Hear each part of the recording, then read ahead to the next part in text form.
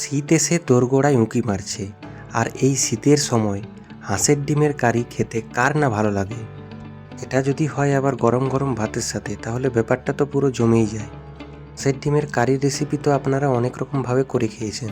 আজকে আমি যে পদ্ধতিতে বানাচ্ছি, এই পদ্ধতিতে একবার বানিয়ে দেখুন। দেখবেন সাধারণ দিনে আপনারা যতটা ভাত খান, তার চেয়ে হয়তো বা একটু বেশিই ভাত খাবেন এই ডিমের কারি দিয়ে। এই রেসিপিটা করার জন্য আমি নিয়ে নিয়েছি 4টে হাঁসের ডিম। পাত্রের মধ্যে জল দিয়ে আর কিছুটা পরিমাণ নুন দিয়ে তা ঢাকা দিয়ে গ্যাসের উপরে বসিয়ে দিলাম সিদ্ধ করে নেওয়ার জন্য। 2 চামচ গোটা ধনে এবং 2 চামচ গোটা জিরে জলের মধ্যে ভিজিয়ে দিলাম আধ ঘন্টার জন্য। একই পদ্ধতিতে দুটো গোটা হলুদকেও আমি জলের মধ্যে ভিজতে দেব প্রায় আধ ঘন্টা মতো। প্রায় 20 থেকে 25 মিনিট পর ঢাকনা খুলে দেখব ডিমগুলো প্রায় সিদ্ধ হয়ে গেছে। নুন দিয়ে ডিমগুলো সিদ্ধ করেছিলাম বলে খোসাগুলো দেখুন খুব সুন্দরভাবে ছেড়ে গেছে। খোসা ছাড়ানোর পর নুন আর হলুদ মাখিয়ে রেখে দেবো। এখন একটা প্যানের মধ্যে 7 থেকে 8টা ধনে পাতা, একটা পেঁয়াজ 4 টুকরো কেটে প্যানের মধ্যে নিয়ে নিচ্ছি। একটা গোটা রসুন ছাড়িয়ে সেটাকেও নিয়ে নিচ্ছি। 3টে বড় মাপের কাঁচা লঙ্কা মাঝখান থেকে কেটে সেটাকেও প্যানের মধ্যে নিয়ে নেব। টুকরো আদা, সেটাকে টুকরো টুকরো করে কেটে নিয়ে নেব। তার সাথে নিয়ে নেব 2টো টমেটো স্লাইস করে কেটে। একটা বড় গ্লাসে 1 গ্লাস জল ওই প্যানের মধ্যে দিয়ে দিচ্ছি। প্যানটা এখন গ্যাসের মধ্যে চাপিয়ে 10 মিনিট মতো ফুটিয়ে নেব। 10 মিনিট হয়ে গেছে। এখন দেখতে পাচ্ছি টমেটোটাও অনেকটাই সেদ্ধ হয়ে গেছে।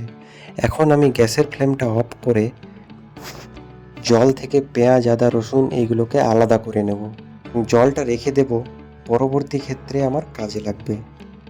এখন মিক্সিং জারে ওই পেঁয়াজ, টমেটো, কাঁচা লঙ্কা, আদা, রসুন এইগুলোকে একবার ঘুরিয়ে নেব এবং একটা মিহি পেস্ট বানিয়ে নেব। এই সবগুলো একসাথে জলে বয়েল করার ফলে দেখুন পেস্টটা কি সুন্দর মিহি হয়েছে এবং সবগুলো একসাথে মিশে গেছে।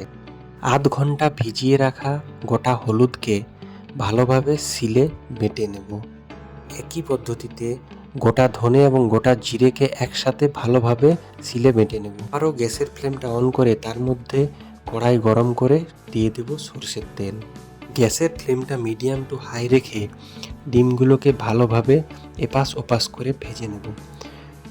ক্ষেত্রে বলে রাখি, বেশি লাল লাল করে ভাজার দরকার নেই। একটু ব্রাউনিশ কালার চলে আসলেই বুঝে নেবেন যে ডিম ভাজা রেডি। যেমনটা দেখতে পাচ্ছেন ডিম ভাজা প্রায় রেডি। এখন আমি ডিমগুলোকে একে একে তুলে ভালোভাবে রেখে নিচ্ছি। এখন ওই একই তেলের মধ্যে 2টো তেজপাতা আর 2টো মিডিয়াম সাইজের পেঁয়াজ স্লাইস করে কেটে তেলের মধ্যে ফ্রাই করে নেব। এক্ষেত্রে গ্যাসের ফ্লেম একটু হাই রাখতে হবে। তাতে দিয়ে দেব স্বাদ মতো নুন, যাতে পেঁয়াজগুলো তাড়াতাড়ি গলে যায়। 1 থেকে 1.5 মিনিট পর পেঁয়াজের কালার যখনই চেঞ্জ হয়ে আসবে, মিক্সিং জারে পিষে রাখা ওই মশলাটা দিয়ে দেব পেঁয়াজের মধ্যে। যে জলটা আমি রেখেছিলাম সেই জলটাও আমি দিয়ে দেব এই কড়াইয়ের মধ্যে এবং ভালোভাবে খুন্তি দিয়ে এটি মিক্স আপ করে নেব পুরো পেস্টটার সাথে। এরই মধ্যে শিলে বাটা হলুদটা আমি দিয়ে দেব ওই মশলার মধ্যে এবং ভালোভাবে নাড়িয়ে মিক্স আপ করে নেব যাতে হলুদটা পুরোপুরি মিশে যায়। এখন দেখতে পাচ্ছেন হলুদটা দেওয়ার ফলে মশলার কালারটা চেঞ্জ হয়ে আসছে। প্রায় 1 থেকে 1.5 মিনিট পর আমি বেটে রাখা জিরে এবং ধনেটাও ওই মশলার মধ্যে দিয়ে দেব, দিয়ে ভালোভাবে মিক্স আপ করে নেব।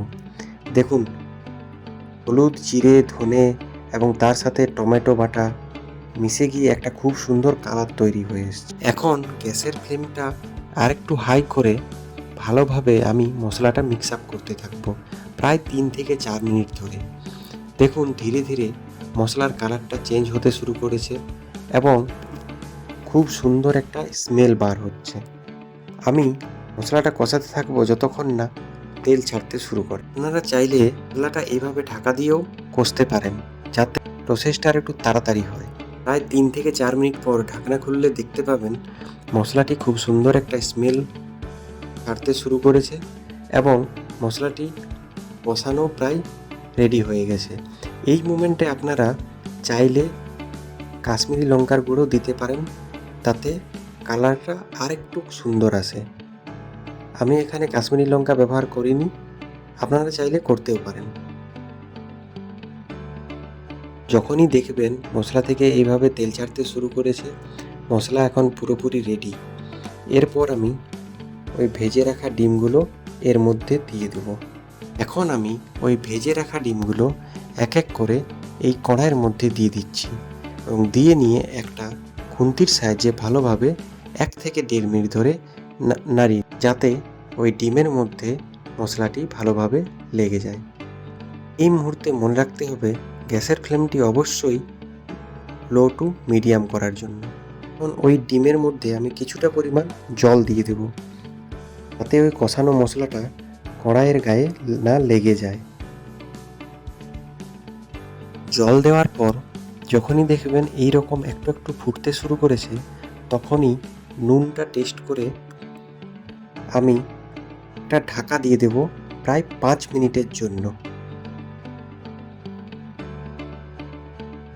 এখানে বলে রাখি, আমি যে ডিমের কারির গ্রেভিটা বানাচ্ছি সেটা খুব একটা পাতলা গ্রেভি নয়, এই জন্য বেশি পরিমাণে জল আমি এখানে ব্যবহার করিনি।